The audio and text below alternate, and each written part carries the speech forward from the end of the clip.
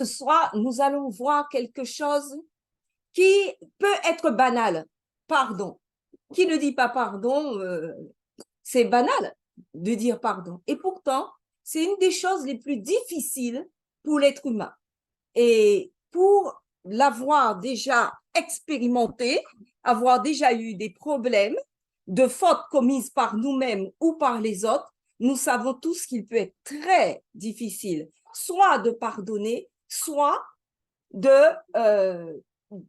demander pardon et de reconnaître qu'on est en fait coupable. Parce qu'il n'y a pas de pardon sans parler de culpabilité. Et donc, dès qu'on va parler de pardon, on va parler de transgression.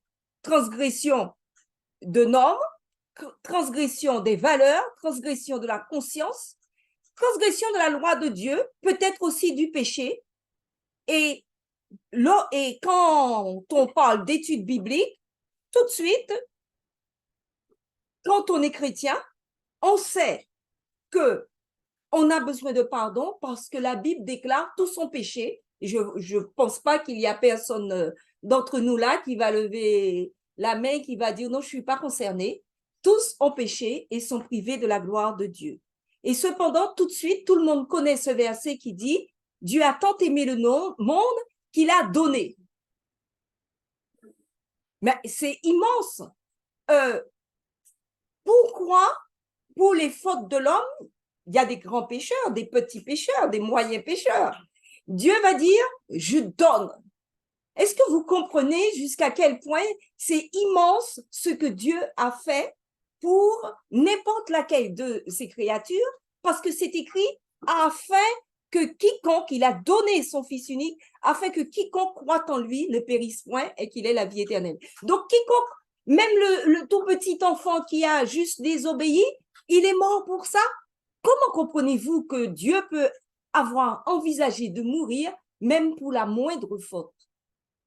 Parce que soyons réalistes, ce qui s'est passé au Jardin d'Éden n'avait rien, j'allais dire, d'extraordinaire. Vous avez déjà fait beaucoup plus, moi aussi, que de prendre un fruit qu'on vous avait dit de ne pas prendre. Qu'est-ce qui s'est passé? C'était ça. C'était juste, il nous fait comprendre que la notion du péché est difficile à comprendre. Mais il y a quelque chose qui n'est pas difficile à comprendre. C'est que notre Dieu, il ne peut pas vivre avec le mal. Il est dans une sphère de perfection et le péché et lui sont incompatibles.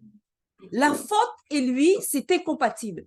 Donc, pour tout péché aurait nécessité que le Fils de Dieu, le seul qui a la vie, nous donne la vie parce que le péché, a pour conséquence la mort. Mais non seulement il va donner son fils pour dire non, c'est pas possible, je ne peux pas accepter le mal, je ne peux pas vivre avec des gens désobéissants qui ont décidé de ce qui est bien, ce qui est mal, mais il va dire en plus, je vais les pardonner. Je leur donne mon fils pour les pardonner. Mais qu'est-ce que ça veut dire pardonner alors? Et bien, maintenant qu'on a fait un petit bilan pour voir où chacun en était, on peut continuer en se demandant, c'est quoi vraiment le pardon? Comment c'est compris dans la société? Comment c'est compris? Comment nous, chrétiens, nous allons pouvoir aborder le pardon? Parce que vous savez, dire à quelqu'un, tu as péché, ça ne va pas passer, hein? Mais pourtant, la notion de pardon est très importante. Est-ce que, je vous ai demandé, est-ce que vous êtes prêt à tout pardonner? Est-ce qu'on peut pardonner à tout le monde? Est-ce qu'on peut offrir son pardon à tout le monde? Cristal dit, il faut offrir son pardon à tout le monde sans exception. Est-ce que Dieu offre son pardon à tout le monde? À tout le monde. Donc, vous avez cette notion que déclare 1 Jean 2, verset 2, Jésus est lui-même une victime expiatoire pour nos péchés, non seulement pour les nôtres, mais première notion importante pour ceux du monde entier. Le pardon a été offert au monde entier, pas aux chrétiens seulement, pas aux adventistes seulement, pas à ceux qui ont cru en Jésus, pas à ceux qui ont demandé pardon. Le pardon est offert au monde entier. Et le chrétien, pour lequel l'apôtre Paul a écrit Colossiens 3,13, supportez-vous les uns les autres, et si l'un de vous a une raison de se plaindre d'un autre, pardonnez-vous réciproquement. Tout comme Christ vous a pardonné, pardonnez-vous aussi. Donc, il n'y a pas, si jamais, pour l'instant, on n'a pas vu les circonstances, hein, il dit simplement, pardonnez-vous. Alors, est-ce que vraiment ce pardon, nous pourrons l'exercer pour le monde entier? Alors, on va voir comment le monde envisage le pardon des offenses et comment ça se passe pour lui. Alors, j'ai déjà fait une bêtise. Je ne sais pas si vous savez, mais depuis 2019, il existe une journée qu'on appelle la journée du pardon. Et la journée du pardon se passe tous les 18 septembre. Donc, ça vient de se passer. Mais comme c'est nouveau, c'est une journée internationale qu'on essaie de lancer parce que le pardon est tellement important. Et donc, cette journée, on programme de grandes valeurs et qui ressemblent un peu à des valeurs chrétiennes. Et par exemple, on va proclamer, je vous donne 3 affiches qui ont paru pendant cette journée du 18 septembre, journée du pardon. Merci Philippe, il pardonnait. Alors, il y a des gens qui vont dire, mais tout n'est pas pardonnable. Les crimes contre l'humanité, c'est pas pardonnable. Les tortures, c'est pas pardonnable. La violence invraisemblable, c'est pas pardonnable. Et même, certains vont dire, mais le non-pardon, c'est une force qui va aider à surmonter les épreuves. Puisque si, plutôt que de te laisser écraser par le chagrin, celui-là, toute ma vie, j'ai un combat à mener contre lui. Et comme ça, tu auras la possibilité de vivre de cela. Et ce qu'on pourrait pardonner seraient les humiliations, les incompréhensions, des formes de maltraitance, certaines violences intrafamiliales. Mais d'autres ont dit, le pardon est le seul remède trouvé au traumatisme. Et donc, pardonner, c'est casser la chaîne qui lie à la personne qui vous a blessé, qui occupe vos pensées, qui se charge de votre humeur, qui décide de vos actes, puisque vous faites tout en fonction de la personne qui vous a blessé. C'est même cette personne pour laquelle vous avez une telle souffrance qui va provoquer vos maladies, l'hypertension, des maladies cardiaques, des maladies coronariennes, toutes sortes de maux dont vous pourriez être guéri sans même avoir la connaissance de Dieu, mais parce que vous avez compris la valeur du pardon. Et les psychiatres ont dit, pardonne aux autres, non parce qu'ils méritent ton pardon, mais parce que tu mérites la paix. Et les questions que je vous posais, le pardon ne consiste pas à devenir ami avec son agresseur. Le pardon ne consiste pas à dire qu'on renonce à la justice. Le pardon ne veut pas dire qu'on va renoncer qu'on va oublier, qu'on va banaliser ce qui s'est passé. Oh, je pardonne parce que je me suis rendu compte que c'était pas si grave que ça. Non. Le chrétien sait que le péché est grave et ce n'est pas un endurcissement de son cœur que de dire non, ça c'est grave ce que tu as fait là, mais je te pardonne. Pardonner, c'est décider de se libérer et de ne plus souffrir. Alors, je vais aller très rapidement.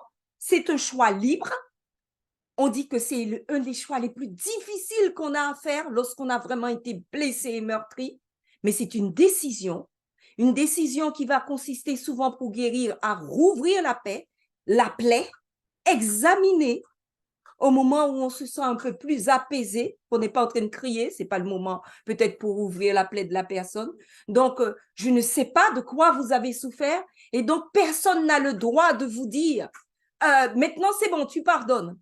J'ai connu quelqu'un qui avait demandé des études bibliques, elle avait été violée par son père et la première étude biblique que le pasteur lui a fait, la personne n'était pas adventiste. Hein.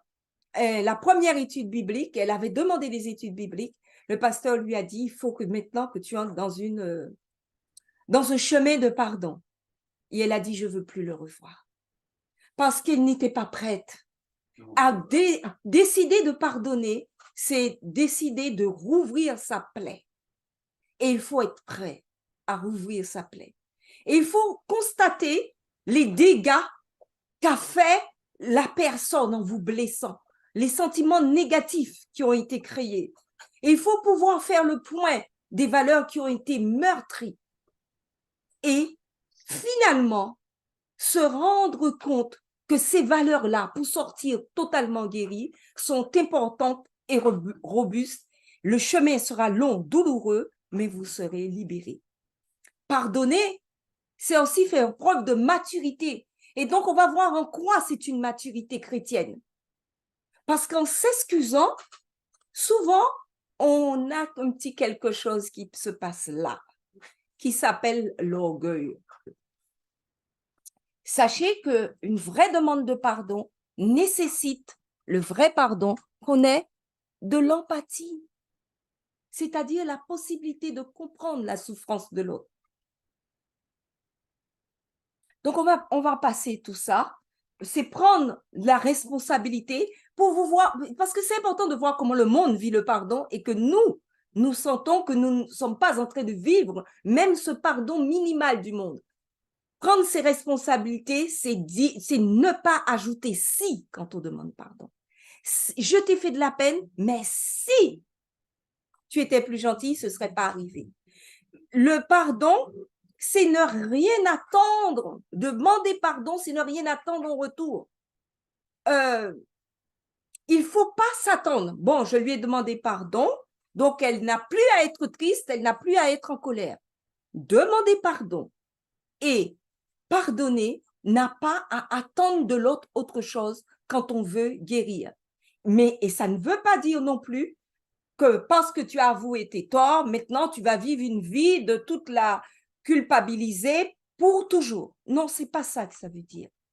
Donc, on a dit en résumé, quand on demande pardon, il faut exprimer ses regrets, écouter, se responsabiliser et même s'engager à ne plus recommencer. Celui qui refuse de demander pardon a un problème d'égocentrisme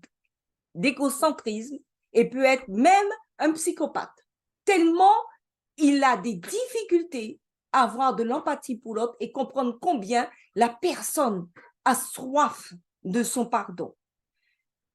Mais demander pardon peut être aussi un signe d'immaturité. Il y a des gens toute la journée, excuse-moi, pardon, excuse-moi, machin, je suis désolée de te dire bonjour presque, et qui marchent la tête baissée. Ça, c'est de l'immaturité. C'est un sentiment infantile et on se sent un peu minable et on s'attend à ce que l'autre réponde avec gentillesse parce que sinon on va aller pleurer dans un coin tout ce que j'ai fait pour... Non, ce n'est pas non plus une attitude digne. Dieu vous a pardonné en Christ. L'avantage du chrétien, c'est qu'il a été pardonné. Il sait qu'il a été pardonné de tout. Et sa bonté envers les autres, c'est parce qu'il a connu la bonté de Dieu envers lui-même.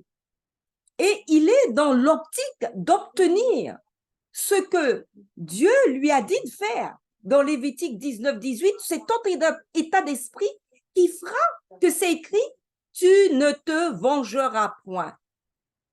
C'est une loi. Et tu ne garderas point de rancune contre les enfants de ton peuple. Tu aimeras ton prochain comme toi-même. Je suis l'Éternel. Tu reconnais en moi ton Dieu? Tu sais que je suis ton Dieu? Alors tu ne peux pas te venger. Je n'ai pas mis le verset là. C'est que le Seigneur a écrit « À moi la vengeance, à moi la rétribution ». Cette partie qui vient lorsqu'il y a une faute ne nous appartient pas. Tu ne garderas point de rancune. D'accord, je ne me suis pas vengée, mais quand même, hein, j'aurais aimé, a dit Mathias. Non, tu ne garderas point de rancune. En fait, il est guéri, celui qui fréquente Christ, puisqu'il n'y a plus d'amertume. Vous savez, la fameuse chaîne dont on a parlé psychologiquement, il ne l'a plus, puisqu'il croit que toute amertume, toute animosité, toute colère, toute clameur, toute calomnie et toute espèce de méchanceté disparaît du milieu de nous. Donc, c'est tout à fait une autre vie. Alors, comment est-ce possible? Dans le milieu catholique, il y a aussi les semaines, les jours du pardon. On l'ignore aussi souvent, mais une fois par année, ils ont institué les jours du pardon. Et en 2023, le 24 et le 25 mars, c'était les jours du pardon. Et là, il s'agit de se confesser afin de recevoir le sacrement de réconciliation. Est-ce que on a dit pardonner veut dire se réconcilier?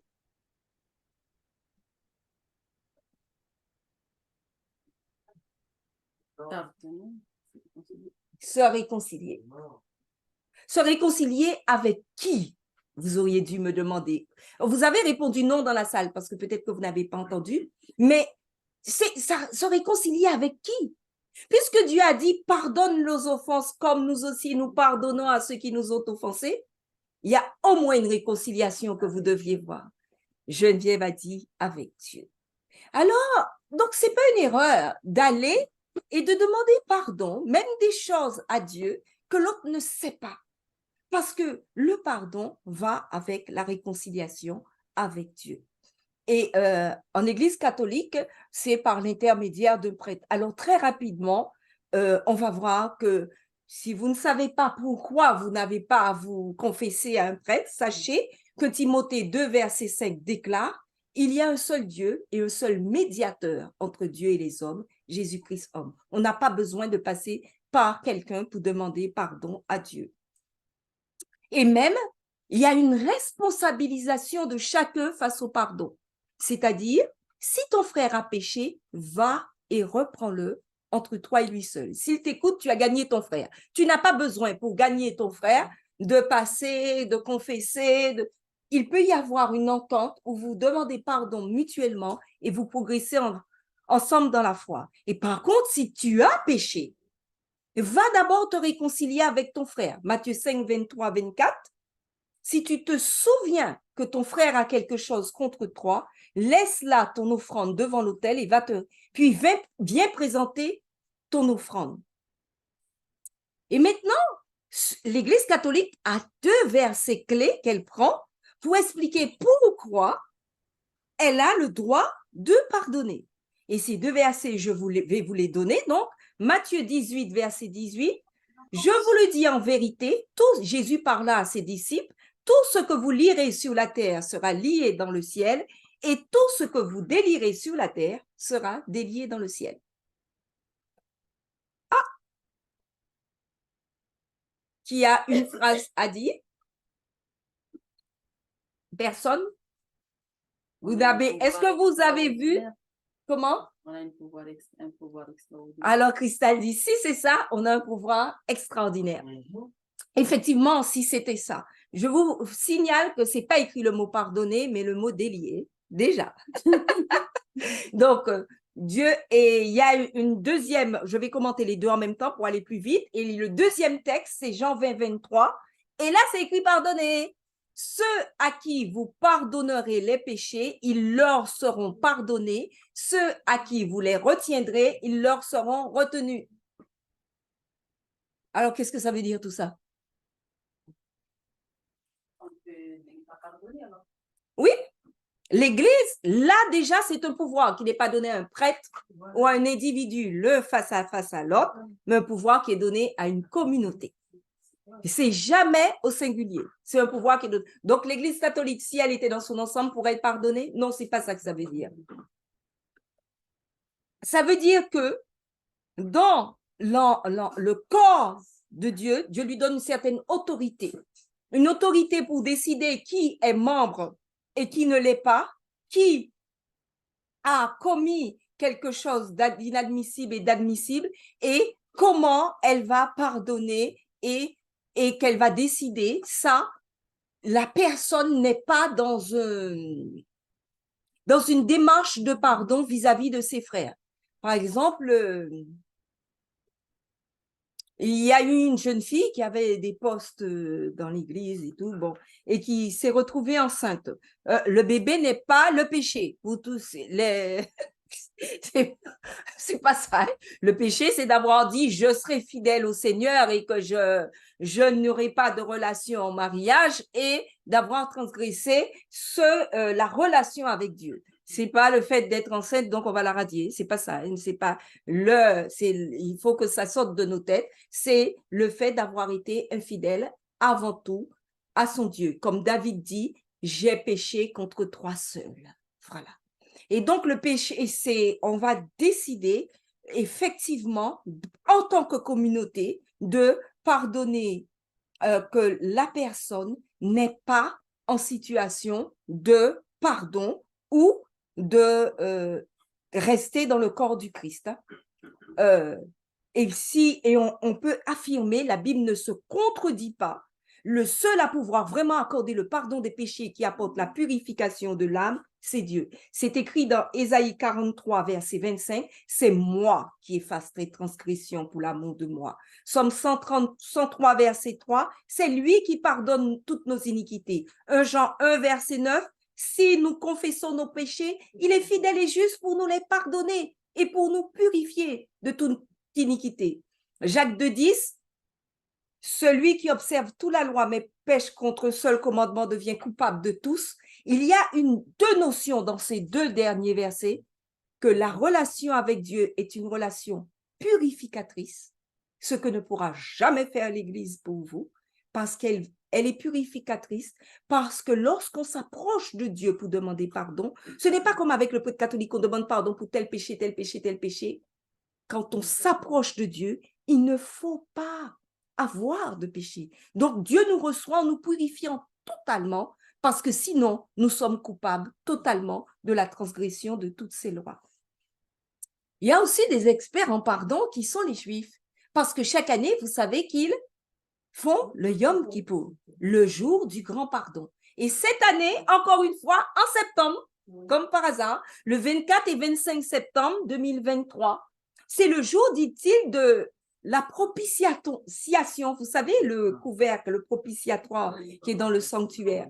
Le jour de la repentance, du remords, du deuil. C'est important aussi de comprendre comment ils comprennent le pardon. Le pardon, ils disent, c'est pour se libérer, pour bien commencer la nouvelle année. Et puis, j'ai beaucoup aimé, ils font 5 offices le jour du grand pardon. Le jour du grand pardon est vécu dans la prière, le jeûne et l'aumône. La prière, l'intercession, le jeûne, on ne mange pas, et l'aumône, la libéralité envers les autres, envers le pauvre. Et il dit que le dernier office, c'est le moment où on va faire un office sur la fermeture des portes du paradis et le scellement du livre de Dieu. Ça ne vous dit rien? Fermeture des portes du paradis lorsque le grand pardon sera fini et on va sceller le livre de Dieu. Ça ressemble beaucoup à un message adventiste. La fin du temps de grâce. La fin du temps de grâce. Et donc, c'est important pour nous de pouvoir dialoguer avec tout ce monde et savoir que ça correspond effectivement à ce qui a été dit dans Lévitique 16. Hein. L'expiation sera faite pour les impuretés des enfants d'Israël et toutes les transgressions par lesquelles ils ont péché. Et c'est écrit dans Lévitique 23, 29, le jour des expiations, toute personne qui ne s'humiliera pas sera retranchée de son peuple. Donc, quand on a dit tout ça, vous savez ce qu'on peut dire? Que les adventistes sont les experts du pardon. Pourquoi j'ai dit ça? Parce que depuis 1844, ils disent Jésus est entré de l'ensanctuaire et donc le jour du grand pardon a commencé pour eux. Donc, si je vous pose des questions sur le pardon, c'est vous serez... Mais je sais tout sur le pardon parce que je vis le pardon au jour le jour. Parce que je sais que le scellement est sur le point d'arriver, que les portes du paradis vont se fermer et que je ne peux pas ne pas savoir pardonner. On ne se rend pas compte de ça. Les deux, nous sommes ceux qui disent, il y a eu effusion de sang. Hébreux 9, 22, tout doit être purifié par le sang. Parce que effusion de sang, il n'y a pas de pardon. Nous croyons que Jésus va revenir bientôt. Eh bien, Apocalypse 22, verset 12 dit, il va revenir pour rendre à chacun selon son œuvre. Il est entré, Apocalypse, Hébreux 9, verset 24, il est entré dans le ciel afin de comparaître maintenant pour nous devant la face de Dieu. Et pourquoi il est venu? Pourquoi il a souffert? Hébreux 9, 26, il a paru une seule fois pour abolir le péché pour le sacrifice. Là où il y a pardon des péchés, Hébreux 10, 18, il n'y a plus d'offrande pour le péché. Donc, attendez, on était en train de dire qu'on va pardonner chaque fois que la personne nous aura fait du mal, qu'on va entrer dans une structure pour retrouver la paix, pour se libérer et libérer l'autre. Et Dieu est en train de nous dire qu'il va aller plus loin. Il va nous apprendre à ne plus du tout être enchaîné par le pardon. Tout le monde, on a dit, a été reconnu coupable devant Dieu. Mais il faut absolument que nous sachions c'est quoi ce péché qui nous rend fautifs. Il y a 3 façons que j'ai mis en avant. Le péché, la transgression de la loi. Jean 3, verset 4. Le péché, c'est aussi celui qui est bien et qui ne le fait pas commet un péché. Jacques 4, 17. Donc, vous voyez de quoi Dieu veut nous libérer? Même du fait qu'on sait quelque chose est bien, on ne le fait pas, c'est un péché. Romains 14, 23, tout ce qui n'est pas le produit d'une conviction est péché. Mais là, c'est... Attendez. On transgresse la loi, tout le monde est d'accord. Mais je sais très bien ce qu'il faut faire, je ne le fais pas. Et j'ai le moyen, l'occasion de le faire, je ne le fais pas. Dieu dit, tu pèches. Et je suis convaincue que ça, c'est pas si bien que ça. Je ne sais pas moi, je suis convaincue que je ne devrais pas quelque chose de banal. Je ne sais pas moi, je suis convaincue que c'est mal de donner quelque chose de pourri dont je ne veux pas à un pauvre, par exemple. Je sais que c'est pourri, que ça risque de lui faire du mal. Je lui donne parce que j'en veux plus. Je suis convaincue que ça, c'est vraiment mauvais et je le fais. Ou je me convainc que c'est mal et je le fais, je pêche. Et on a dit, Jacques 2,10, quiconque observe toute la loi mais pêche contre le seul commandement devient coupable de tous. Donc Dieu nous propose un pardon qui nous lave, qui nous bouleverse, qui nous renverse et qui fait de nous autre chose. Et Exode 34, 6 à 7 résume encore les différentes raisons pour lesquelles Dieu doit nous pardonner.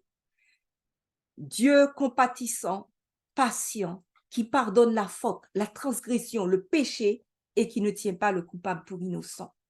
Et les théologiens disent que les 3 mots qui ont été utilisés là pour dire la faute, la transgression, le péché, englobent tous les aspects que nous avons vus qui font que Dieu dit qu'on a mal fait.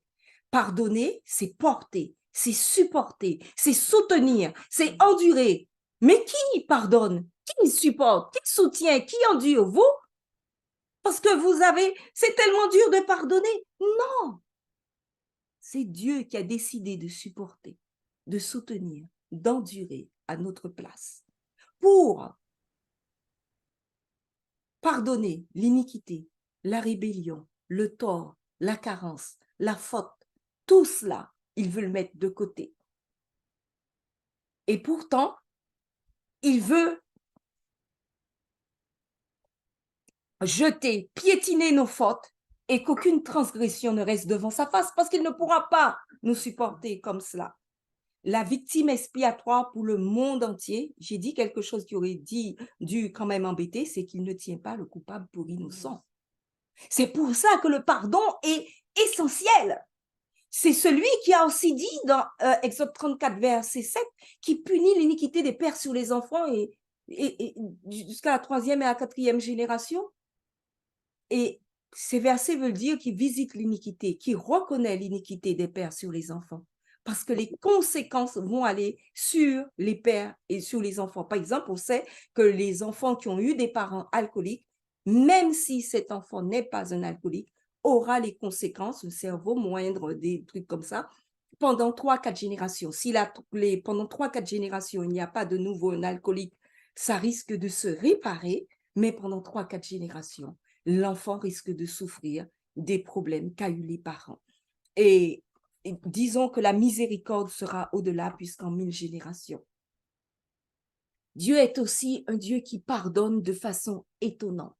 Parce qu'on s'est demandé, est-ce que quand on pardonne, on va tout oublier et qu'on ne va pas demander justice et qu'on va laisser tout de côté et on ne va pas savoir? Rappelez-vous, lorsque David a péché et que Nathan est venu vers lui, qu'est-ce qu'il avait fait? Il avait fait tuer Uri. Et Nathan va lui dire, Dieu a vu ce que tu as fait. Et dans 2 Samuel 12, verset 13, il dit quelque chose de très étonnant. 2 Samuel 12, verset 13. David va reconnaître son péché. David dit à Nathan, j'ai péché contre l'Éternel. Et Nathan dit à David, l'Éternel pardonne ton péché. Youpi, il est pardonné. Tu ne mourras point. Ah bon? 1 Samuel 12, 14, mais parce que tu as fait blasphémer les ennemis de l'Éternel en commettant cette action, le fils qui t'est né mourra. Le Dieu de justice, le Dieu d'amour, le Dieu de compassion dit, je pardonne ton péché. Mais à cause du fait que tu as sali mon nom, que tu as empêché aux autres de voir que celui qui me représentait, parce que tu leur as empêché de voir ma représentation en toi, parce que tu étais la nation, le roi qui me représentait parmi les autres nations, je vais te sanctionner. L'Éternel pardonne ton péché et le fils qui t'est né mourra. Les deux, justice et amour de Dieu, vont aller ensemble.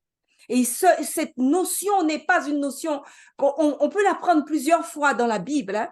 On peut la prendre aussi avec Moïse. Vous vous rappelez Moïse à qui Dieu va dire, tu vas parler au rocher et de l'eau en sortira. Ça, c'est un épisode que si vous ne connaissez pas, vous pouvez voir dans Nombre 20.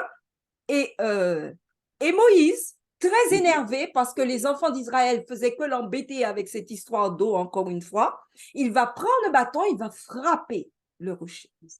Mais Il aurait... Oui. pourquoi du coup? Parce que moi, je ne comprends pas pourquoi c'est pas sur David, pourquoi c'est sur l'enfant du coup? Parce que l'enfant n'a pas vécu. Non. Voilà, donc, Christelle demande quelque chose par rapport à ce qui a été dit avant. L'enfant n'a pas vécu. Vraiment, il faut laisser la justice à Dieu. C'est vraiment à moi la vengeance, à moi la rétribution. Je ne sais pas dans quelles conditions cet enfant est mort, s'il est mort sans souffrir, s'il a simplement sa vie s'est arrêtée, si cet enfant ne sera pas au ciel. Mais cet enfant a fait partie d'un cheminement avec Dieu pour réparer son peuple et les nations et David lui-même. Et il nous arrive, de même que, on va le voir, Étienne a servi de martyr, il nous arrive de souffrir de certaines choses et de vouloir nous plaindre. Et puis, on se rend compte, dans notre souffrance, on a été utile quelque chose à Dieu. Mais là, c'est l'ultime de la relation avec Dieu qui fait que lorsque Dieu va faire quelque chose en nous pardonnant, nous sommes arrivés à un cheminement tel que David, lorsqu'il a reçu la sanction de Dieu, Seigneur, je reconnais que tu es un Dieu juste. Et donc, je te fais confiance sur ce que tu as fait avec cet enfant. Et là, c'est la relation ultime avec Dieu. Voilà.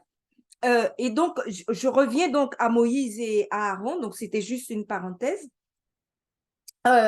Moïse va donc frapper 2 fois le rocher et on aurait même pu faire une remarque. C'est la 2e fois que Dieu lui dit de faire sortir de l'eau de rocher. Et la première fois, il lui avait dit frappe le rocher. Là, il lui dit, parle. Il prend un bâton, il donne 2 coups. Et voilà que Dieu se fâche. Il dit, dans Nombre 22, l'Éternel dit à Moïse et à Aaron, parce que vous n'avez pas cru en moi, pour me sanctifier au Dieu des enfants d'Israël, vous ne ferez point entrer cette assemblée dans le pays que je lui donne. Oh! Quand on n'a pas une relation avec Dieu, comment comprendre une telle sanction? Sachez, on ne va pas entrer dans toute la théologie, mais sachez que le rocher représentait Christ. Et ça, on peut le trouver dans les versets de la Bible. Combien de fois Christ a été frappé pour nous? Une fois. Et l'eau qui a jailli de lui devait nous purifier de toute iniquité et de tout péché. Et ce symbole de l'eau jaillissante, frappée une fois, du rocher frappé une fois, pour que désormais, chaque fois qu'on va, on parle au rocher qui est Christ, on reçoit la purification. C'est ce symbole-là que Moïse et Aaron ont trahi. Et c'est pour cela que Dieu dit, vous vous rendez compte, je vous ai dit, parle, et devant toute l'assemblée, vous avez encore frappé. Donc, chaque fois que les enfants d'Israël auront besoin de quelque chose, c'est par le coup et ils vont frapper. Ils peuvent apprendre à me parler. Et l'Éternel, et Nombre 3, 26, Moïse a conscience. Et il dit, Dieu s'irrita contre moi à cause de vous et il ne m'écouta point. L'Éternel me dit, c'est assez, ne me parle plus de cette affaire. Deutéronome. Deutéronome, pardon, 3, 26. Et la censure de Dieu peut être amère et très humiliante. Très amère et très humiliante. Être humilié aux yeux de tout le peuple que tu as conduit pendant 40 ans. Tous ceux qui sont morts dans le désert sont morts parce qu'ils ont péché. On approche tout de Canaan. Là, on est tout près. Et on sait que tous ceux qui sont morts dans le désert sont des indignes de Dieu. Et Dieu va dire, toi Moïse, le grand chef, toi Aaron, le souverain sacrificateur. C'est fini pour toi. Tu mourras comme eux, parce que tu es pécheur comme eux, et que tu n'as pas le droit de te sentir supérieur. Et de quoi? Que puisque tu es, tu n'as pas à être humilié devant tous. L'homme de Dieu accepte la sentence de Dieu.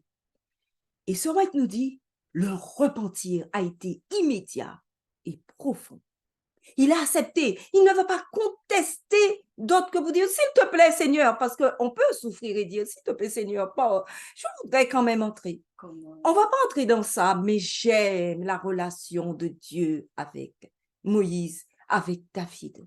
Et là où Dieu va être sublime, c'est que Moïse supplie et Dieu lui dit non. Et Moïse, quand il va monter sur le mont, là où il verra la mort, Dieu lui dit, regarde le beau pays. C'est pas pour ironiser, c'est pour consoler son cœur. Tu mourras sans entrer, mais je te fais voir tout ce que tu voulais voir. Mais j'ai dit devant tous que tu ne mettras pas le pied là, donc tu ne le mettras pas. À nous d'accepter ce Dieu juste, ce Dieu qui, à travers nous, veut sauver et qui est obligé, lorsque nous avons commis des fautes et que nous nous obstinons, à nous dire, ça suffit devant tous. Et nous dire, je ne peux pas faire autrement que de t'humilier devant tous. À toi de choisir de te comporter autrement. C'est très important de comprendre cela parce que cela se perd dans les églises. Parce que lorsqu'on veut maintenant sanctionner un jeune qui a fait une bêtise, qui a... Vous manquez d'amour. Vous manquez d'amour. Qu'est-ce que l'amour? Est-ce que ce n'est pas Dieu l'amour? C'est pas Dieu l'amour? Lorsque nous avons décidé de sanctionner un frère parce qu'il a transgressé la loi de Dieu, vous manquez d'amour. S'il transgresse le sabbat, c'est pour nourrir sa femme et ses enfants. Vous manquez d'amour. Vous manquez d'amour parce que s'il a volé, c'est parce qu'il avait faim. Vous manquez.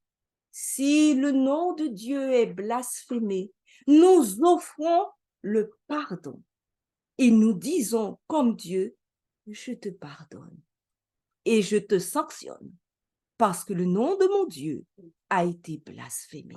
Voilà ce qu'apprend la Bible. Voilà ce qui permet aux parents qui ont pardonné de pouvoir aussi sanctionner. L'enfant qui ne reçoit pas de sanction et qui ne reçoit que du pardon aura un jour des problèmes avec la loi de Dieu. Alors, et ça, c'est bien acté au-delà de la compréhension. Je vais prendre les questions après pour aller plus vite.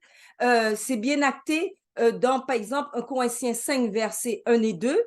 L'apôtre Paul qui dit « Soyez en paix avec tout le monde, aimez-vous, pardonnez », il va dire « J'ai remarqué que chez vous, il y a quelqu'un qui a la femme de son frère. » Et il va dire, et vous êtes enflés d'orgueil, 1 Corinthiens 5, verset 2, et vous n'avez pas été plutôt dans l'affliction, afin que celui qui a commis cet acte fût ôté du milieu de vous.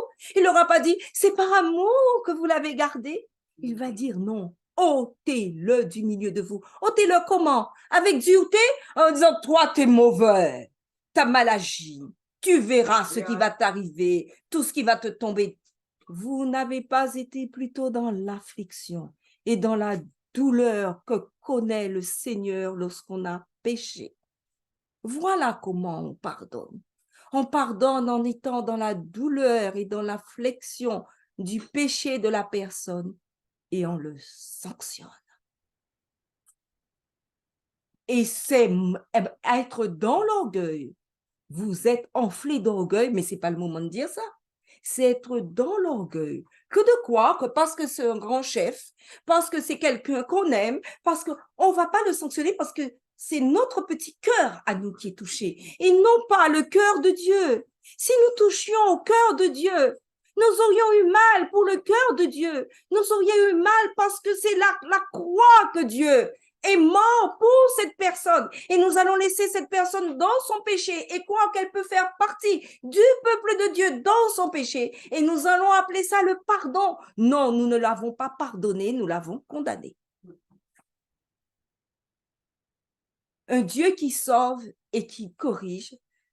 Je suis avec toi, déclaration du Seigneur, Jérémie 30, 10 à 11, pour te sauver. Mais toi, je ne t'exterminerai pas. Cependant, je te corrigerai avec équité et je ne t'innocenterai pas. Le besoin de pardon, c'est parce que Dieu ne supporte pas le péché. Le salaire du péché, c'est la mort. Qu'on retourne à l'Éternel qui aura pitié de nous, il ne se lasse jamais de pardonner.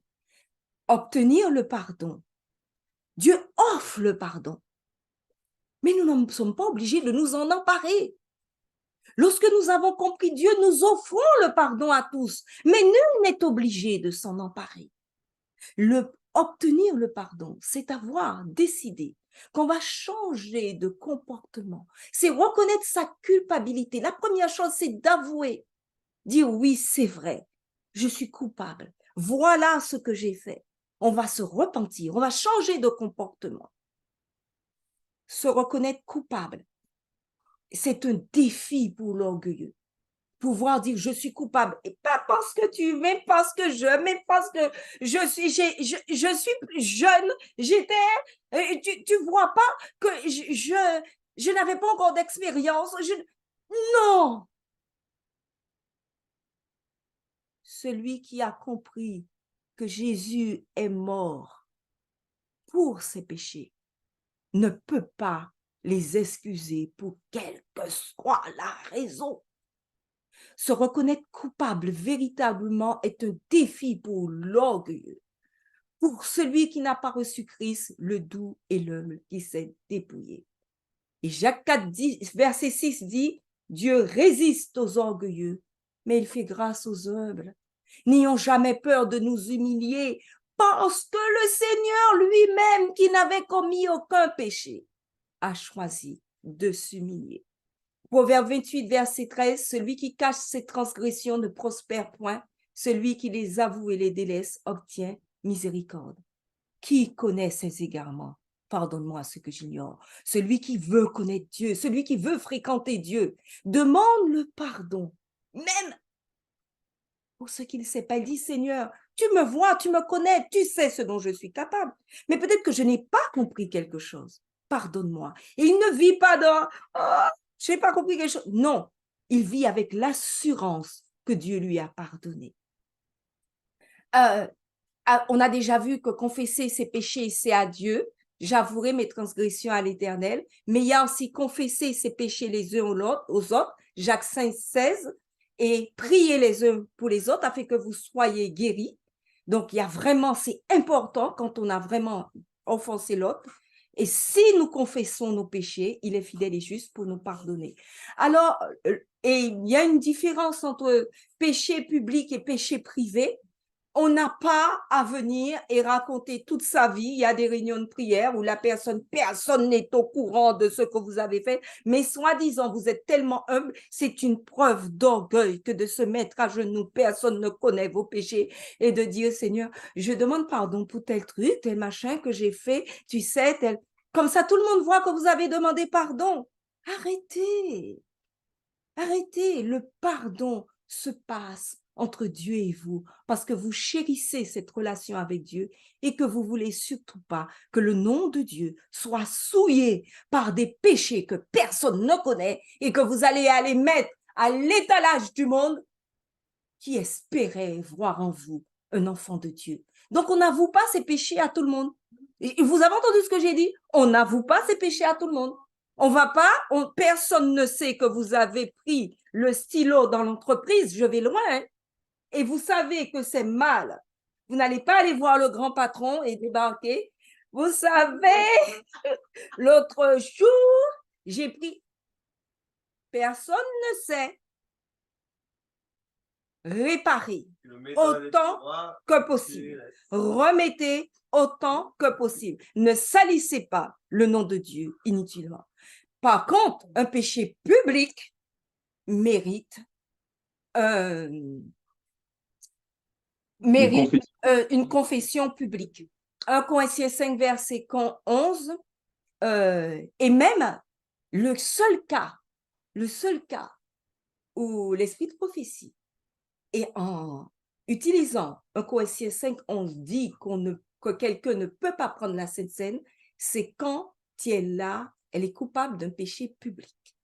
Et ça, souvent, on ignore ça. On dit à quelqu'un qui est en train de vivre quelque chose qu'on sait de malsain, qui est dans un adultère ou dans quelque chose comme ça, on dit on peut prendre on peut lui donner la scène parce que le Seigneur a donné la scène à Judas. Judas n'était pas en train de commettre, il était en train de mijoter son péché, il ne vivait pas dans ce péché public. Et que dit l'Écriture? 1 Corinthiens 5, 11. Maintenant, ce que je vous ai écrit, c'est de ne pas avoir des relations avec quelqu'un qui se nomme frère. C'est entre frères qu'on fait la Sainte Seine. Est impudique, ou cupide, ou idolâtre, ou outrageux, ou ivrogne, ou ravisseur, de ne pas même manger avec un tel homme.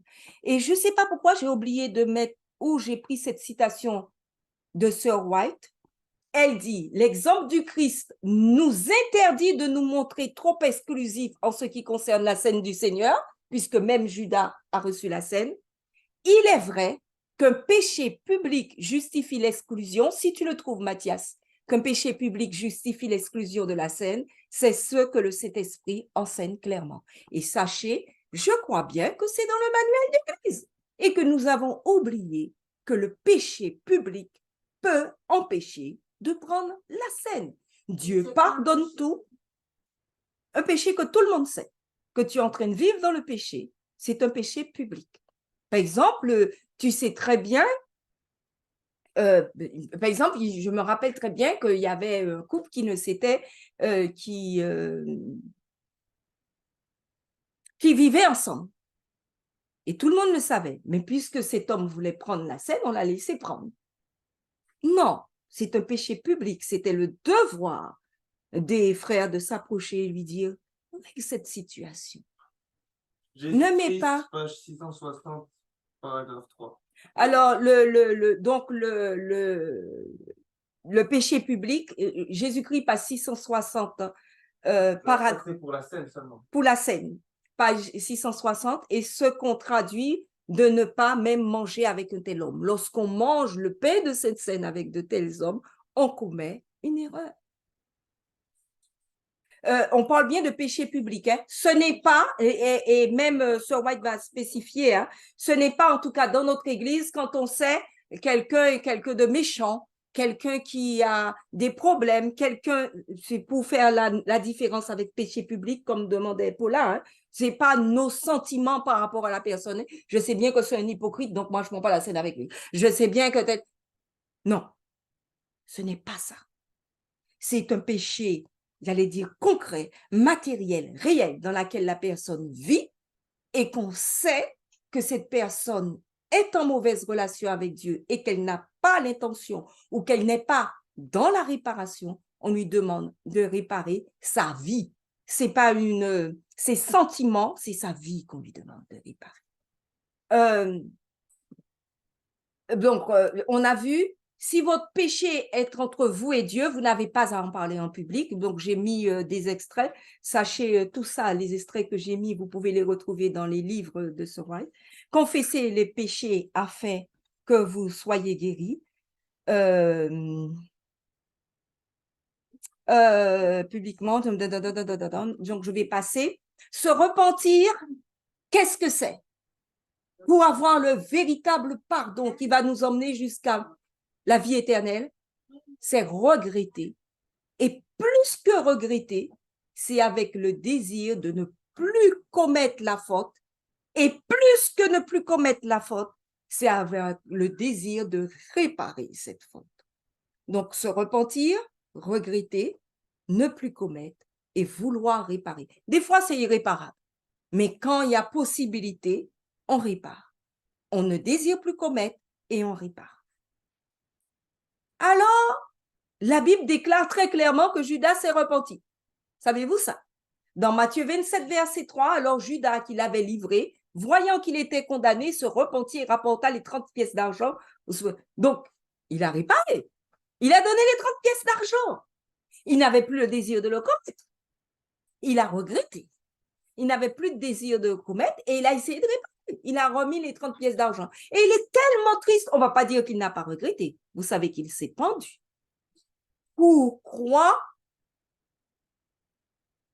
pensez-vous, j'aurais dû vous demander avant, vous pensez que Judas sera au ciel avec nous?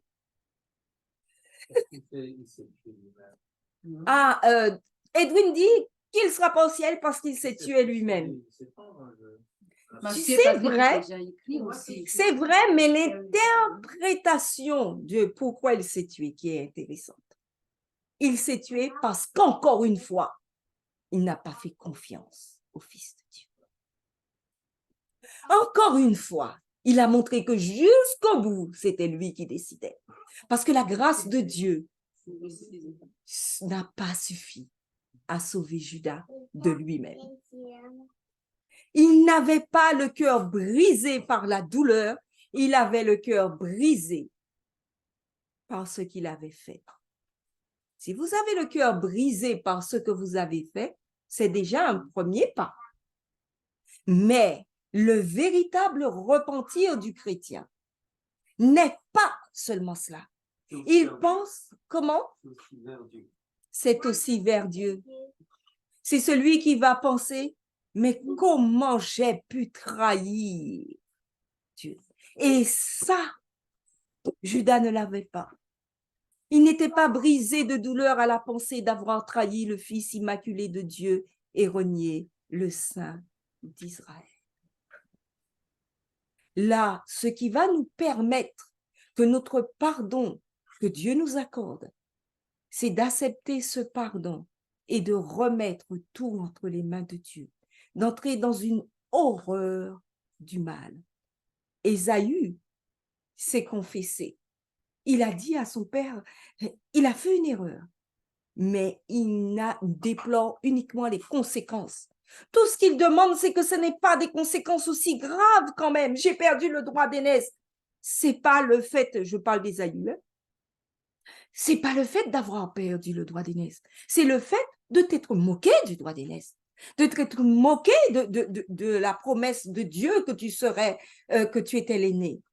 Le véritable repentir a horreur du mal en lui-même. Je n'aurais jamais dû faire ça parce que le Fils de Dieu est mort à cause du moindre de mon péché. Ce n'est pas par crainte du châtiment. Mais qu'est-ce que j'ai fait, s'est dit Judas. J'ai vraiment amené à la croix le Fils de Dieu. Si c'était jeté aux pieds de Jésus et dit, Seigneur, ta croix me sauve. Judas. Sinon, si la parole de Dieu dit vrai, si la parole de Dieu qui a dit que tout péché sera pardonné aux hommes, sauf, et on va le voir plus tard, il aurait été sauvé. C'est impossible qu'il ne soit pas sauvé parce que Dieu n'est pas un homme pour mentir. La repentance véritable a l'horreur du mal et change de disposition. Dit Seigneur, plus jamais. Je veux changer. Donc, on se convertit à ce moment-là. Et on montre qu'on est converti. On n'a pas horreur seulement de son mal, mais de tout. On dit, Seigneur, j'ai horreur du mal en général. Je ne veux plus. Je ne veux que ton pardon. Je ne veux que vivre pour toi. Acte 26, verset 20. L'apôtre Paul déclare, j'ai prêché la repentance et la conversion à Dieu avec la pratique d'œuvres dignes de la repentance. La repentance, la conversion s'accompagnent des œuvres dignes de la repentance. Prêcher Jésus crucifié, rendre témoignage à Jésus crucifié, vivre de Jésus crucifié, c'est là avoir vu l'offre de pardon et l'avoir accepté.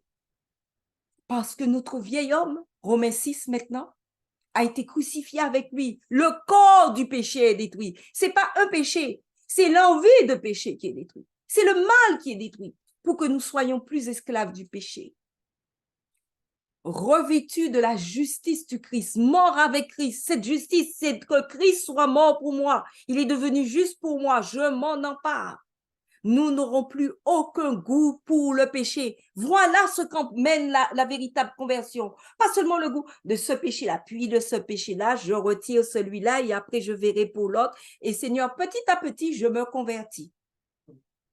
Ce n'est pas la conversion. Oui, c'est très beau, c'est très gentil. Et peut-être sur ce chemin, Dieu va vous amener jusqu'au bout. Mais vous n'êtes pas encore converti. Le converti, le péché, il n'y a plus goût parce qu'il pense que c'est ça qui a entraîné la souffrance du Christ. Alors peut-être qu'il y a des conditions pour être sauvé, donc par grâce, puisque c'est écrit, Matthieu 6, 12, pardonne-nous nos offenses, comme nous aussi nous pardonnons à ceux qui nous ont offensés. Donc c'est plus une grâce. Chaque fois que je vais te pardonner, je pense, gagner, je vais pouvoir gagner. Rappelons-nous que si nous pouvons pardonner, c'est parce que grâce nous a été faite d'être pardonnés. Et la parabole qui illustre bien cela, c'est la parabole du roi et du serviteur. Vous savez, le roi qui a un serviteur qui lui doit des millions. Oh, je vous fais la parabole en langage moderne, qui lui doit des millions, et le roi va libérer ce serviteur. Voilà ce que Christ a fait pour nous. Un Dieu, tu me dois rien. Va, je t'aime, je t'offre mon pardon. Et après, le serviteur va rencontrer quelqu'un qui lui doit quelques centaines, on va dire, et il va dire, il va vouloir l'étrangler, il va le faire mettre en prison. Et à ce moment-là, le maître va lui dire, toi, mon pardon, là, je te l'ai donné pour... Et tu n'as pas compris que tu devais changer, que ton cœur devait changer, et que je t'ai fait cette offre pour te changer aussi, pour t'aimer et pour t'apprendre à aimer. Et tu as refusé. Donc, quand il dit pardonne-nous nos offenses comme nous aussi nous pardonnons à ceux qui nous ont offensés, en réalité, c'est parce qu'il nous a déjà pardonné de l'offense et qu'il nous dit maintenant, montre-moi comment tu pardonnes, comme il a fait. Montre-moi comment tu pardonnes. Comme ça, nous montrons que nous avons réellement reçu le pardon divin. Et si vous pardonnez aux hommes leurs offenses, votre Père céleste vous pardonnera aussi les offenses. Et Dieu n'oublie jamais que nous sommes coupables. Ne croyons pas que Dieu va passer dessus. Rappelez-vous de 1 Corinthiens 11, 27, si nous ne demandons pas pardon, si nous n'avons pas l'esprit de pardon, c'est très sévère ce que Dieu dit pour la Sainte Seine, 1 Corinthiens 11, 29. Celui qui mange et boit sans discerner le corps du Seigneur mange et boit un jugement contre lui. C'est pour cela qu'il y a parmi vous beaucoup d'infirmes, de malades, et un grand nombre sont morts. Le Dieu avec lequel nous voulons vivre est un Dieu qui nous demande « change ». Il y en a qui ont volé la place. Le péché, excusez-moi, je taquine quelqu'un, le péché impardonnable. Je ne peux pas parler du pardon sans vous dire que malheureusement, il y a un péché que Dieu ne va jamais vous pardonner. Un jour, un frère, dans une école du sabbat, m'a dit, vraiment moi, je suis embêté. Le Père, le Fils, le Saint-Esprit, d'accord. Mais il y en a un que vraiment j'ai du mal à supporter, c'est le Saint-Esprit. Je ne l'aime pas beaucoup. Parole vraie d'un adulte dans la classe des adultes. Et quand on lui a demandé, mais pourquoi? Il a dit, alors, c'est écrit, si quelqu'un parle contre le Fils de l'homme, il lui sera pardonné. Mais si quelqu'un parle contre le Saint-Esprit, il ne lui sera pardonné ni dans ce monde, ni dans le monde à venir. Donc, tu peux offenser Dieu. C'est écrit tout péché, tout blasphème. Un blasphème, c'est contre Dieu. Sera pardonné aux hommes, Matthieu 12, 3, mais le blasphème contre l'Esprit ne sera point pardonné. Donc, il dit, bah, attends, Dieu te pardonne, Jésus te pardonne, et l'Esprit ne te pardonne pas. Alors, moi, j'ai quelque chose contre le Saint-Esprit. Nous avons vraiment entendu. Qu'est-ce donc que le blasphème contre le Saint-Esprit? C'est écrit, Marc 3, 29, quiconque blasphémera contre le Saint-Esprit n'obtiendra jamais de pardon, il est coupable d'un péché éternel. Si vous regardez le contexte où ça a été dit, parce qu'il ne faut pas que ce soit trop long, notre réunion là, et c'est déjà long, le contexte où ça a été dit, Jésus agissait et montrait les œuvres de Dieu. Les gens avaient déjà vu qu'il guérissait, Non. Excusez-moi, je réponds à quelqu'un de loin. Qu'il guérissait, qu'il faisait du bien, que son cœur était débordant d'amour, qu'il pardonnait les péchés, que partout où il passait, les villes se transformaient en villes de joie et de victoire. Jésus mettait une ambiance où l'amour, où le bonheur éclatait. Et les scribes et les pharisiens ont dit, c'est par Belzébuth qu'il fait. Et c'est dans ce contexte-là que Jésus a dit, quiconque blasphémera contre le Saint-Esprit n'obtiendra jamais de pardon. Il est coupable d'un péché éternel. Donc, qu'est-ce que le péché contre le Saint-Esprit qui est impardonnable? C'est attribuer volontairement à Satan l'œuvre que le Saint-Esprit lui-même nous amène à faire. Que le Saint-Esprit va agir dans la vie des gens, va leur montrer, tu vois, ça c'est bien. Ça c'est en accord avec les Écritures. Et c'est comme ça qu'on a des gens profondément convaincus, profondément zélés. On dit, mais comment se fait-il? Ils lisent la Bible, mais pourquoi ils refusent? Pourquoi ils ne comprennent pas? Parce que l'orgueil, la tentation, la propre justice, la tendance mauvaise s'est emparée de lui et il refuse d'écouter parce que sinon, ça va l'humilier. L'orgueil, Dieu résiste aux orgueilleux. Le péché contre le Saint-Esprit pousse les hommes à négliger avec persistance l'invitation céleste au repentir. Dieu te parle, Dieu te dit ça, c'est pas bon. Tu as déjà, ça, c'est pas bon. Tu ne peux pas continuer ça, c'est pas bon.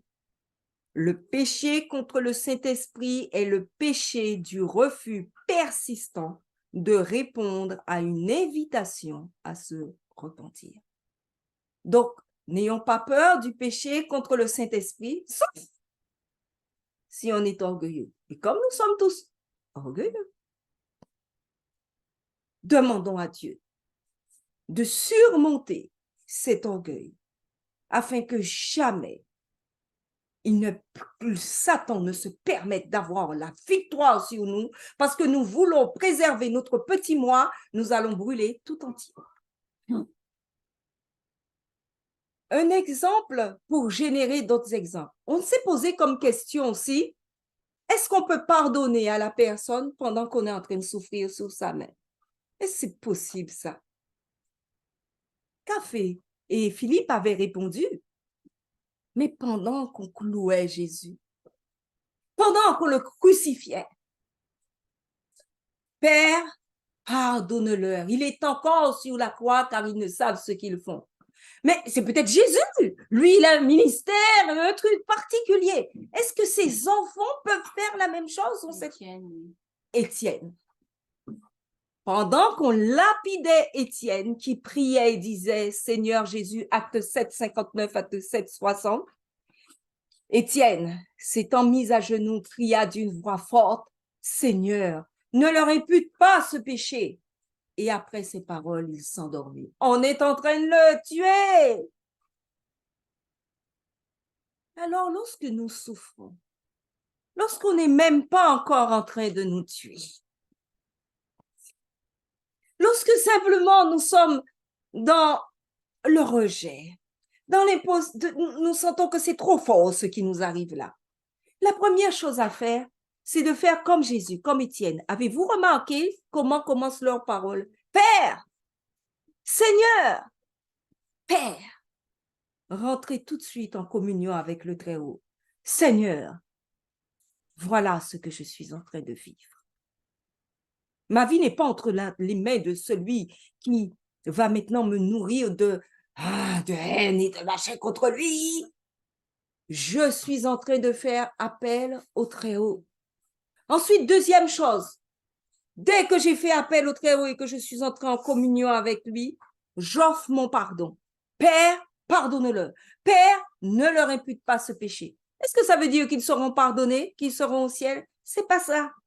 C'est nous qui n'avons rien à faire avec la rancune, l'amertume, la colère, l'animosité. Nous n'en avons que faire. Je t'offre le pardon. Père, pardonne-leur. Seigneur, ne leur impute pas ce péché. Je t'ai déjà pardonné. C'est ton problème avec ton Dieu. Mais pour ce qui est de moi, je t'ai déjà pardonné. Et ensuite, ne pas attendre de n'être plus sous le feu de l'ennemi. Parce que, eh bien, alors, imaginez, vous êtes sous le feu de l'ennemi, on vous massacre, on vous piétine, et que vous mouriez le lendemain avec toute votre haine dans votre cœur. Non sauvé à cause de quelqu'un? Non, pardonnez à tout le monde. Pardonnez, je te pardonne. J'ai laissé ça entre... Et puis je crois que mon Dieu est tellement juste qu'il te prendra en charge. Je n'ai aucune vengeance à prendre de toi. Le Seigneur a dit, à moi la vengeance, à moi la rétribution. Le pardon réel ne cherche pas à se venger, ne cherche pas à rétribuer, il cherche à faire grandir l'autre, tout au plus. Quand on donne une punition, quand on rétribue, quand on va à la justice, c'est avec l'esprit, il faut qu'il grandisse et que nous grandissions ensemble. Ce n'est pas, je cherche à me venger là un bon coup et tu verras. Ce n'est pas l'enfant de Dieu. Offrir le pardon, ne pas attendre de n'être plus sous le feu de et renoncer à la dette. Qu'est-ce que j'ai dit? Renoncer à la dette. Vous avez entendu? Quand on lapidait Étienne, acte 7, 59, il est dit, Seigneur Jésus, reçois mon esprit. Donc, reçois mon esprit.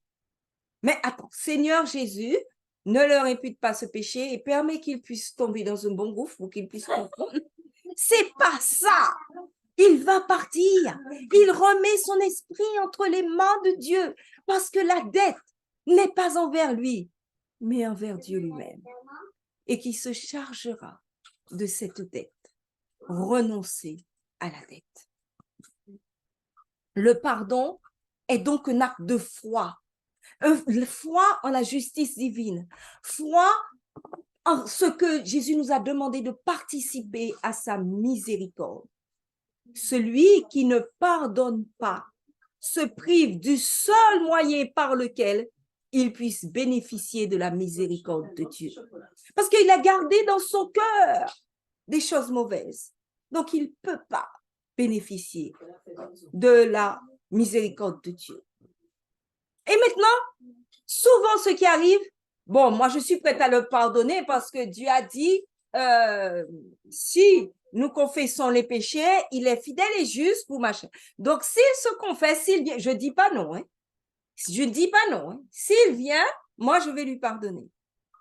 C'est très clair que ce n'est pas comme ça que nous allons imiter Dieu. Nous offrons notre pardon à tout le monde et nous pardonnons tout le monde avant même qu'il se soit repenti. Parce que ce n'est pas notre affaire, sa repentance. Par contre, c'est notre affaire, son pardon. Et ça va être écrit, ne pensons pas que si ceux qui nous ont fait du tort ne confessent pas leurs péchés, nous avons le droit de leur refuser notre pardon. Sans aucun doute, leur devoir à eux, celui qui nous a fait du mal, c'est d'humilier leur cœur par le repentir et la confession. Mais nous devons nous montrer miséricordieux à l'égard de ceux qui nous ont offensés, même s'ils ne reconnaissent pas leur tort. C'est pas notre problème. Nous n'entretenons aucune rancœur. Nous ne nous apitoyons pas sur nous-mêmes. Nous accordons notre pardon parce que nous espérons le recevoir de Dieu, le pardon de nos offenses. Alors, on va conclure, on va aller très vite. Pardonner, ce n'est pas oublier au sens littéral. C'est quand même évident. Vous savez, au ciel, il y a le livre de vie, le livre de mort et le livre des souvenirs. Eh bien, justement, dans le livre des souvenirs, il a écrit tout ce que nous avons fait de mal. Je n'ai pas dit qu'il est bon pour le monde entier. Oui, il a offert son pardon au monde entier. Tout le monde n'est pas obligé de l'accepter. Et lui, il n'oubliera pas. Nous n'avons pardonné, ce n'est pas se réconcilier forcément. Quelqu'un a dit, un grand penseur a dit, pardonner, c'est toujours l'affaire d'une personne. Se réconcilier est l'affaire de deux personnes. Donc, pardonner vous appartient individuellement. L'affaire de deux personnes. Si vous pouvez entrer, et c'est l'idéal, dans un processus de réconciliation, que le Seigneur soit loué. Mais cet après-midi, nous parlons du pardon et nous disons que le pardon, c'est le don que Dieu vous donne et c'est ce qu'il va produire en vous vis-à-vis des autres personnes. Pardonner, ce n'est pas refuser que justice soit rendue. Hein. Tu dis, je t'ai pardonné, maintenant un soulard a tué votre parent ou quelque chose comme ça, vous allez le voir et vous retirez la plainte ou un truc comme ça, disant, je ne veux pas qu'il lui arrive quoi que ce soit. Je vais même dire, on ne refuse pas que justice soit rendue. Pourquoi? Parce qu'on veut que la personne grandisse. C'est pas, ça ne doit surtout pas être par vengeance ou par haine, mais parce qu'il a besoin de grandir. Pardonner, ce n'est pas attendre le repentir reconnu ou exigé, on vient de le voir. Pardonner, c'est libérer un prisonnier. Quel prisonnier? Moi d'abord. Parce que je suis prisonnier de ma rancœur, de mon amertume, j'agis, je pense, je vis en fonction du fait que j'en veux à quelqu'un. Pardonner, c'est libérer le prisonnier qui est moi d'abord et peut-être libérer l'autre qui a besoin d'entendre « je t'ai pardonné ». Mais s'il veut l'entendre, tant mieux. Mais s'il ne veut pas l'entendre, vous lui avez déjà pardonné. Pardonner, c'est se pardonner, c'est renoncer à se culpabiliser. Quelqu'un à qui Dieu a dit « je te pardonne », qui est convaincu et qui chaque fois revient « oh, je suis coupable ». Moi, je vis dans la culpabilité. Une fois, une sœur m'a dit, Dieu aime le cœur brisé, et donc elle a le cœur brisé tout le temps. Mais non, mais non, mais non, mais non, mais non, mais non. Parce que ce verset de la Bible, mais s'il y a un contexte bien particulier, et Dieu aime le cœur brisé de celui qui a péché et qui se repent, mais ce qu'il veut, c'est de nous remettre la joie et qu'on vive. Pardonner, c'est pardonner aux autres, c'est dépasser sa colère, c'est vaincre le ressentiment. Alors, qu'est-ce qui va partir? Qu'est-ce qu'on va oublier? Tous les sentiments mauvais. C'est cesser de haïr. c'est souhaiter aller plus loin, c'est dire, je souhaite qu'un jour cette personne soit sauvée. Souhaiter sa réconciliation avec Dieu, pardonner. En gros, c'est imiter Dieu. Quand tu as dit, Oui, très court, Paula. tu as dit pardonner, oublier tous les sentiments mauvais. Oui, Mais il y a des choses qu'on ne peut pas effacer comme ça. voilà. Voilà ce que j'entends par oublier. Donc, Paula demande, pardonner, c'est oublier les sentiments mauvais. C'est pas vraiment ça. C'est pas ce que j'ai voulu dire. Oublier les sentiments mauvais ne veut pas dire je me rappelle au moment où j'avais tellement envie de te donner un bon coup de poing dans la figure. Je m'en rappelle toujours. Ce n'est pas ça. Je vais m'en rappeler.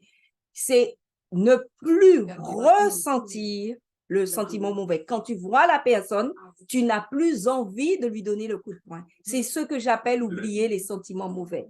C'est oublier d'être rancunier envers lui, ne plus avoir envie de se venger et ne plus sentir la haine de la personne. C'est ça que j'appelle l'oubli des sentiments mauvais. Je vois la personne maintenant et je suis bien étonnée, mais je ne ressens plus rien. C'est merveilleux. Dieu a fait quelque chose d'extraordinaire pour moi. Et même, je ressens quelque chose. De la pitié. Pauvre personne. Si tu continues comme ça, tu risques d'être perdu. Mais moi, je te pardonne et je t'aime.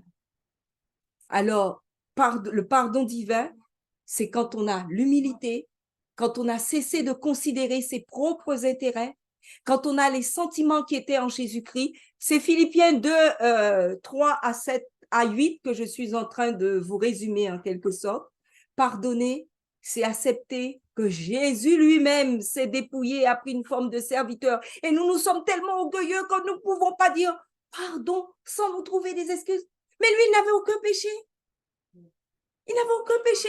Il s'est fait lacérer, il s'est fait cracher dessus. Et nous n'avons même pas la force d'accomplir le pardon envers les autres et de demander pardon. Mais c'est énorme. Quand est-ce que Dieu va nous toucher? Il s'est inhumé lui-même, se rendant obéissant jusqu'à la mort, même jusqu'à la mort de la croix. Dieu va bientôt établir sa justice dans l'univers. Le pardon réel, total, ce que les hommes ne connaissent pas, ne peut venir que par son Fils unique. Seul le Christ peut expier le péché et uniquement lorsque l'âme se repent de son péché et le délaisse. Rappelons-nous que n'être égal au Père est devenu notre substitut. Il arrive que Dieu punisse, nous l'avons vu avec Moïse, avec Paul. Sachez que ce n'est pas le but de Dieu de nous punir, c'est un Dieu miséricordieux, c'est un Dieu qui, on dit que c'est une tâche étrange pour lui de punir. C'est dans l'Évangile, je n'ai pas mis, il faut que j'aille plus vite parce qu'il est tard. Dieu pardonne l'iniquité, la rébellion, mais c'est par des châtiments terribles qu'il défend sa loi. Il n'assure pas l'impunité à celui qui ne veut pas se repentir. Daniel, Salomon, Jésus ont été des laboratoires de l'amour et du pardon divin. Pourquoi Dieu dit Daniel? Parce que non seulement ils ont soif du pardon de Dieu, mais ils demandent pardon pour les autres. Rappelez-vous les paroles de Daniel. Nous avons péché. Il se met avec les autres. Il demande pardon pour son peuple. Demandons pardon pour l'Église. Demandons pardon pour notre famille. Demandons pardon en tant qu'individu. Et là, nous avons touché le pardon de Dieu parce que nous comprenons qu'avec le pardon, nous pouvons ressusciter les autres. Nous pouvons ressusciter notre Église. Nous pouvons ressusciter notre famille. Nous pouvons nous ressusciter en tant qu'individus parce que nous ne portons plus le poids énorme de nos péchés. Nous allons changer notre destinée parce que Dieu aura changé notre destinée. Rappelez-vous, celui qui a reconnu son péché sur la croix, il a dit, c'est ce qu'a mérité nos crimes. Pour nous, c'est justice, le larron sur la croix. Et il s'est tourné vers Jésus. Et Jésus lui a dit, je te le dis en vérité, aujourd'hui, tu seras avec moi dans le paradis. C'est ce que Jésus désire nous dire. Pour nous, c'est justice. quand nous voyons tous nos malheurs, tout ce qui nous arrive, quand nous arrivons, attends, mais ce que Dieu a fait pour moi là, mais attends, si tout ça m'arrive, c'est que quelque part, il m'aime, il me rend justice. Alors, il me dit aussi à moi aussi, aujourd'hui, tu seras avec moi dans le paradis. Le pardon de Dieu n'est pas un acte judiciaire par lequel il nous affranchit de la condamnation, c'est la libération du péché, c'est la rédemption. Un auteur a dit, lorsque Dieu nous pardonne, il ne met pas le compteur à zéro. C'est-à-dire, il dit passé, effacé, maintenant il n'y a plus rien sur l'ardoise. Il crédite notre compte. Parce que figurez-vous que le verbe imputer peut être aussi traduit par créditer. Comme quand il dit Abraham crut à Dieu et cela lui fut imputé à justice. Il nous crédite de toute la justice de Dieu. Il nous crédite de toute la vie de Jésus. Voilà ce que c'est qu'être pardonné. C'est être crédité de la vie de Jésus. C'est pas être remis à zéro, voilà, maintenant, c'est être vu comme fils de Dieu. Et donc, nous sommes en train de finir. Et si nous avons encore un doute sur s'il y aura des choses, si on doit tout pardonner, quand on pardonne tout, on doit tout oublier. Si nous avons encore un doute que Dieu veut que tout soit oublié, rappelons-nous. Lorsque Jésus est ressuscité, qu'est-ce qu'il y avait dans ses mains et dans ses pieds? Ses mains clouées, ses pieds percés. Et Habakkuk 3,4 dit, c'est comme l'éclat de la lumière des rayons partent de sa main. Eh bien, ce sera pour l'éternité. Sur sa tête meurtrie, sur son flanc, sur ses mains et ses pieds, on peut voir les seules traces restantes de l'œuvre cruelle réalisée par le péché. Les signes de son humiliation se trouvent être son plus grand honneur. Voulez-vous le plus grand honneur que Dieu puisse vous donner? Le signe de votre humiliation dans le pardon. Au travers de tous les siècles de l'éternité, les blessures du calvaire manifesteront sa louange et proclameront sa puissance. Réconciliés, voilà ce que nous allons être. Réconciliés avec le Dieu suprême. La repentance, un don de Dieu sous l'influence du Saint-Esprit. Et maintenant, je vous ai dit que vous allez maintenant prier non seulement pour vous, mais pour votre Église, pour votre famille, pour qu'elle atteigne le pardon de Dieu. Parce que nous sommes maintenant, quand nous avons compris le pardon, dans le même ministère que Jésus, c'est-à-dire le ministère de la réconciliation. 2 Corinthiens 5, 18, et tout cela vient de Dieu, qui nous a réconciliés avec lui par Christ et qui nous a donné le ministère de la réconciliation. Alors, nous allons terminer notre réunion en vous souhaitant de sonder vos cœurs pour trouver où vous avez besoin d'être d'être pardonné. Non pour vous humilier, simplement pour vous affliger, pour avoir le repentir de Judas. Non, mais pour vous emparer de la grâce de Dieu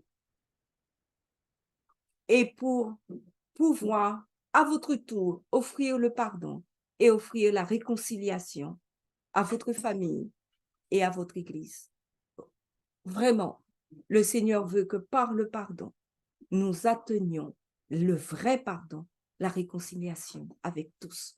Que Dieu vous bénisse